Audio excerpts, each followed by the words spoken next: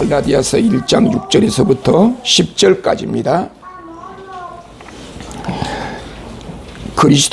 그리스도의 은혜로 너희를 부르신 이를 이같이 속히 떠나 다른 복음을 따르는 것을 내가 이상하게 여기노라. 다른 복음은 없나니 다만 어떤 사람들이 너희를 교란하여 그리스도의 복음을 변하게 하려 함이라. 그러나 우리가 혹은 하늘로부터 온 천사라도 우리가 너희에게 전한 복음 외에 다른 복음을 전하면 저주를 받을지어다. 우리가 전에 말하였거니와 내가 지금 다시 말하노니 만일 누구든지 너희가 받은 것 외에 다른 복음을 전하면 저주를 받을지어다. 이제 내가 사람들에게 좋게 하랴 하나님께 좋게 하랴 사람들에게 기쁨을 구하랴. 내가 지금까지 사람들의 기쁨을 구하였다면 그리스도의 종이 아니라. 주일날 우리가 갈라디아서를 우리가 계속 살펴보고 있는데 지난 시간에 이어서 두 번째 시간으로 본문 말씀을 통하여 그리스도의 복음이라 이런 제목의 말씀으로 함께 말씀을 살펴보겠습니다. 우리 대한예수교 장로의 합동교단이 우리 한국 개신교 교단에서 최고 큰 종파라고 합니다. 우리 대한예수교 장로의 예장 합동교단 총회가 10년 전인 2012년에 교인 수가 300만이었습니다.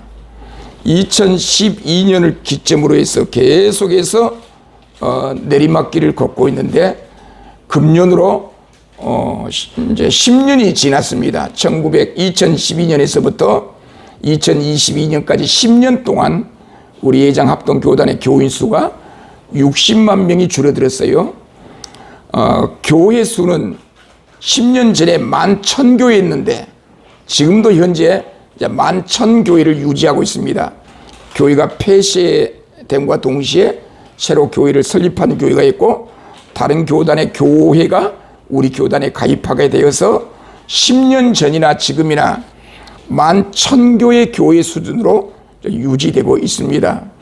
10년 전에 이제 목사의 수는 이제 2만 명 정도 됐는데 10년이 지난 지금 현재 2만 5천 명. 그러니까 목사, 장로, 목사 한 5만 명 정도, 장로가 5만 명 정도 더 늘어났지만 10년 동안 교인 수는 전체 예장 합동교단의 교인 수는 한 60만 명이 줄어들었다. 그런 통계가 나왔습니다. 그러면 이런 추세라고 한다면 앞으로 10년 후에는 우리 기독교 예장 합동교단의 기독교 전체 우리 예장 합동교단의 교인 수가 한 150만 정도로 이제 줄어든다는 이야기가 되겠죠. 이렇게 해서 우리 한국 이 사회가 대한민국 안에서 우리 한국 사회 인구가 감소되는 현상과 더불어 기독교 신자들이 급격하게 줄어들고 있다. 그런 현상들을 우리가 목도하고 있습니다. 저 구라파 교회는 이제 더 이상 기독교 국가라고 할 수 없을 정도로 기독교 종교가 쇠락되고 있는 그런 시대적인 상황을 맞이하고 있는 가운데 우리 한국 사회도 지금 기독교 신자들이 상당히 지금 줄어들면서 기독교 자체가 쇠락되어져 가고 있다. 그런 통계가 되겠습니다. 어떤 시대가 오더라도 여전히 우리 교회의 힘은 기독교의 힘은 하나님의 말씀 복음에 있다. 그렇게 말할 수 있을 것입니다. 하나님의 복음이 힘있게 증거되고 선포되어지는 그 시대에는 기독교가 성장하게 되는 부흥하게 되는 그런 시대를 우리는 경험했던 바입니다. 그런데 문제는 아무리 기독교 복음이 흥왕하는 부흥의 시대라 할지라도 시대적인 그 인구가 감소되고 믿는 신자들이 감소되고 있는 이런 신앙 속에서 우리나라도 앞으로 계속해서 이렇게 기독교 종교 우리 기독교가 침체되어지고 쇠락되어져 가고 있다는 것만은 이제 분명하다. 그렇게 말할 수 있겠습니다.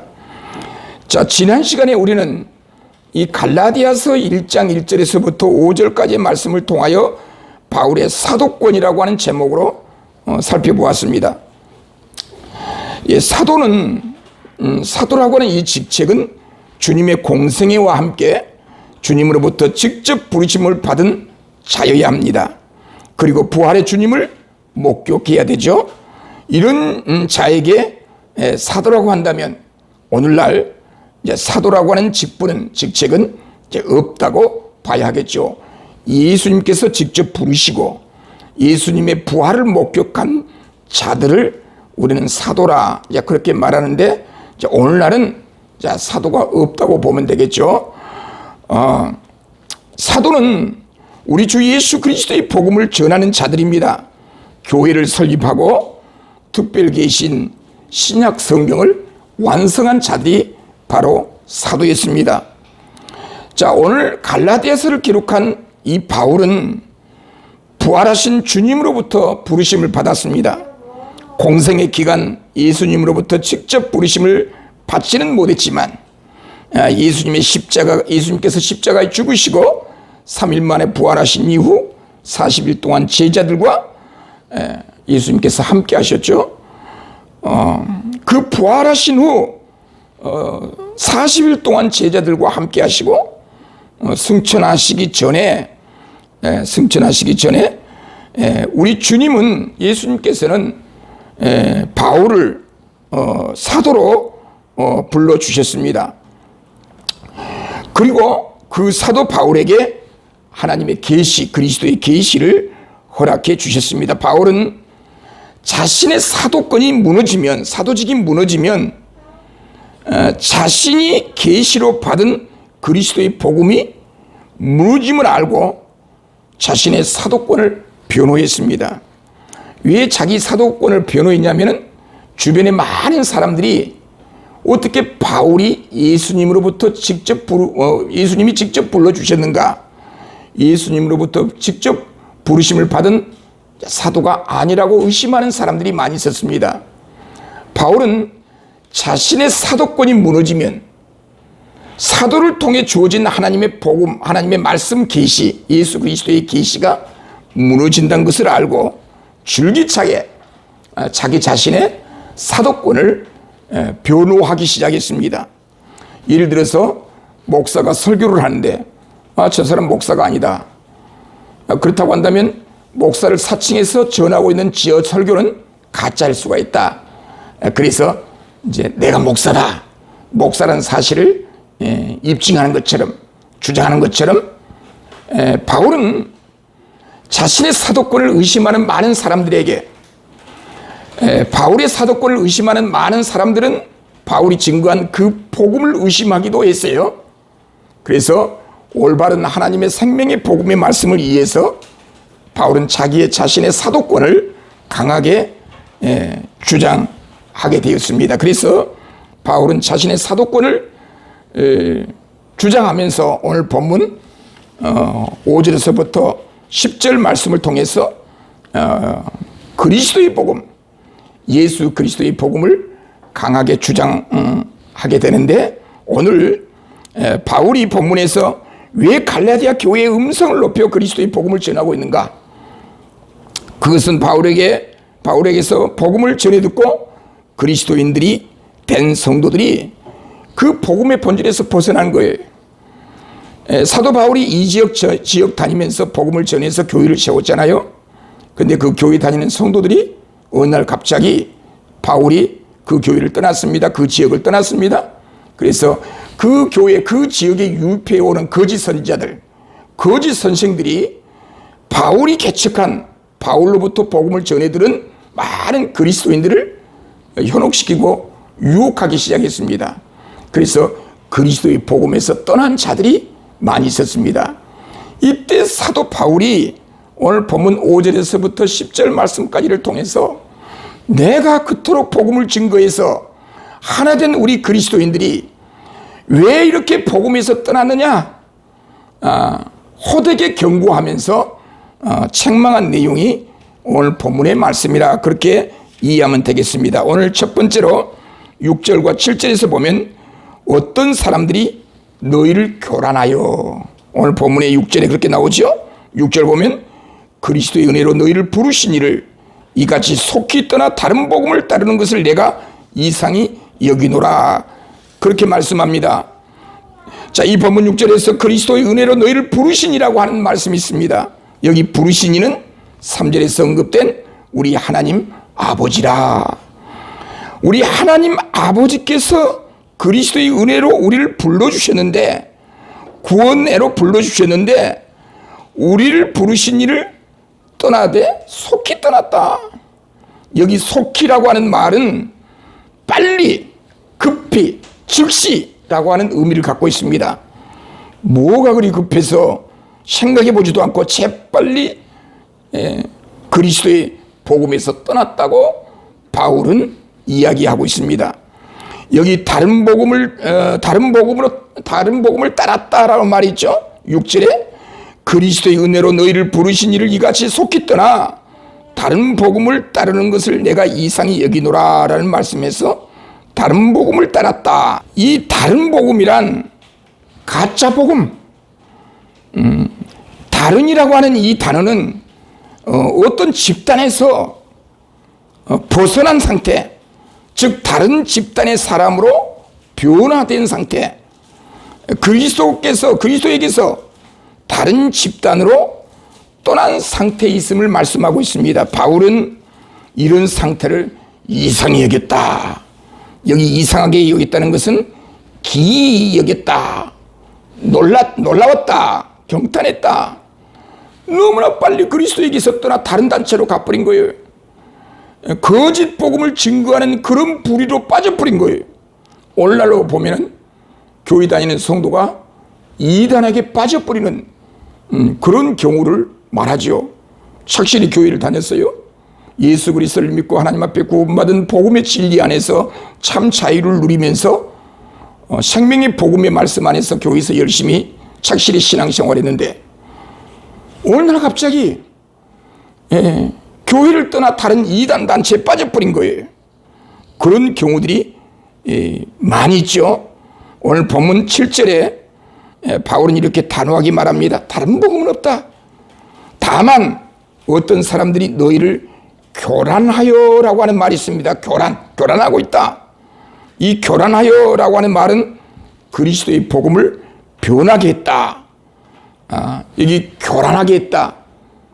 나를 교란하게 하는 거예요. 내 마음을 혼란케 한 거예요. 흔들어 놓은 거예요. 또 나를 선동하는 거예요. 나를 어지럽게 하는 거예요. 불안하게 하는 거예요. 이 문자적으로 선언하게 하는 자들, 착실히 신앙생활을 하고 있는 나의 마음을 흔들어서 요란하게 해서 바른 복음에서 속히 떠나 다른 이단 단체로 빠져버리게 되는, 그래서 오늘날 우리 한국 교회 안에서도 한국 사회 안에서도 이단자들이 너무너무 많아요.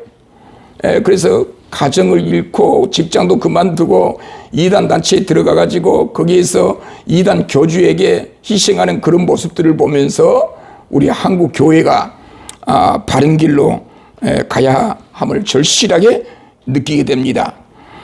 자, 거짓 교사들이 등장해서 갈라디아서 교회에서 등장해서 순진한 갈라디아 성도들을 유혹합니다. 하나님께 받은 구원은 오직 예수 그리스도를 믿음으로만 받습니다. 믿음으로, 우리가 예수 그리스도를 믿음으로 하나님 앞에 구원을 받습니다. 그런데 이런 순수한 참 복음을 가짜라고 주장한 자들이 있었어요.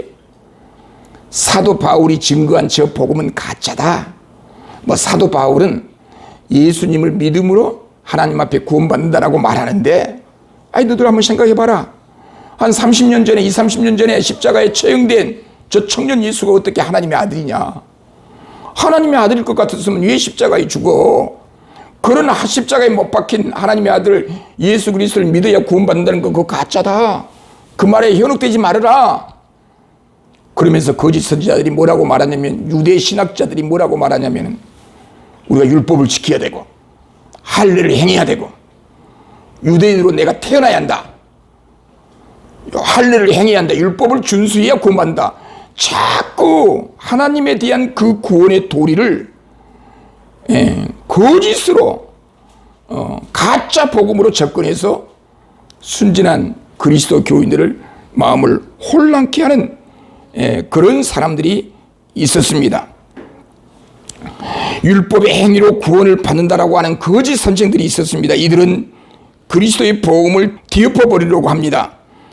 본질을 바꾸어 변질시키는 거죠. 이 가짜 복음에 빠진 갈라디아 성도들을 안타깝게 생각하면서 사도 바울은 그렇게 너희에게 전해진 이 복음에서 속히 떠나 다른 복음에 빠져버리는 갈라디아 교회 성도들을 책망하고 있는 그런 이야기라고 할 수 있겠습니다. 두 번째로 8절에서부터 9절 말씀 보면은 다른 복음을 전하는 자는 저주를 받는다. 자, 이 말씀 속에서 첫째, 오늘 여기 8절에 보면은 그러나 우리나 혹은 하늘로부터 온 천사라도 다른 복음을 전하면 저주를 받는다. 유대인들은 일반적으로 천사를 율법의 중보자로 생각했습니다. 그러나 바울은 그 찬란한 광명의 천사라도 바울이 전한 복음 외에 다른 복음을 전하면 저주를 받을 것이라 라고 말씀합니다. 바른 복음을 예민하고 다른 복음에 유혹을 받아 빠진 자들이 저주를 받을 것이라고 말하지 않고 다른 복음을 전하는 자들이 저주를 받을 것이라. 다른 복음을 받아들이는 자들은 저주를 받을 것이라 라고 말하지 않고 다른 복음을 전하는 자들이 저주를 받을 것이라. 그런 형식 논리로 지금 이야기를 하고 있는 것이죠. 다른 복음을 전한 자들은 하나님의 저주를 받을 것입니다. 여러분, 저주받은 자들이 전해준 가짜 복음을 받는 자들은 그러면 어떻게 되겠어요? 가짜 복음을 전하는 자들에게 가짜 복음을 전하는 자들이 저주를 받는다면 저주받은 자들이 전하는 이야기는 전하는 그 이야기를 듣는 자들은 저주를 받는 거죠. 그래서 천사라도 다른 복음을 전하면 하나님의 저주를 받는다. 그래서 우리는 우리 신앙 생활을 하면서 우리 자신들을 다시 한번 점검해 봐야 돼요. 내가 뭐 때문에 예수 그리스도를 믿게 되었고 내가 뭐 때문에 교회를 다니게 되었는가, 어떤 자세와 태도로 우리가 믿음 안에서 신앙생활을 해야 되는가. 그 사람의 신앙을 보려면, 그 사람의 삶의 실천적 행위를 보면 그가 믿고 있는 신앙을 그가 믿고 있는 복음을 우리가 알 수가 있어요. 바른 진리의 터위에 세워진 실천적 행위들은, 신앙생활은 바른 복음 위에 건설되는 거예요. 그러니까 성경에서 바른 복음을 이해하지 못하고 바른 복음을 믿지 않고 거짓 복음을 믿는다고 한다면 자꾸 거짓된 행위가 나오게 되는 거예요. 이단에게 빠진 거예요. 자, 두 번째로 9절에 보니까 누구든지, 이제 8절에서는 천사라도 다른 복음을 전하면 저주를 받는데, 9절에서는 누구든지 다른 복음을 전하면 저주를 받을 것이라. 다른 복음을 전하는 모든 자들이란 7절에서 언급된 어떤 사람들, 8절에서 언급된 하늘로부터 온 천사들, 심지어 사도 바울 자신까지 포함하는 모든 자를 의미합니다. 따라서 예수 그리스도의 십자가 은혜를, 우리를 부르신 하나님의 은혜를 망각하고 다른 복음인 율법의 행위로 구원을 받는다고 가르치는 자들은 십자가를 부정하는 것으로 저주를 받을 것입니다. 우리가 신앙생활을 하면서 우리 자신의 공로를 내세운 사람들이 있어요. 내가 이렇게 착하게 살아갈 줄 아시고 하나님이 나를 불렀다든가, 내가 이렇게 열심히 교회 생활을 하기 때문에 하나님이 나에게 구원을 주셨을 거라고 하는 그런 생각들을 버려야 돼요. 나는 교회 헌금을 많이 내기 때문에 하나님이 나를 구원해 주실 거라고, 그런 생각을 가져서는 안 돼요. 또 이런 이야기를 하면 또 헌금 안 해도 된다는 사람들이 이제 그런 말을 또 주장하는데, 심지어 목사 자녀들일지라도 예수를 믿지 아니하면 구원을 못 받아요.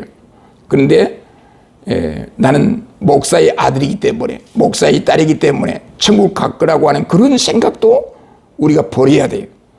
우리 모든 그리스도인들은 1:1 내 마음속에 예수 그리스도의 십자가 복음을 내가 받아들이고 내가 믿을 때에 그 믿음으로 하나님 앞에 우리가 구원받는다는 사실은 우리 행위로 말미암아 구원받지 않는다는 것.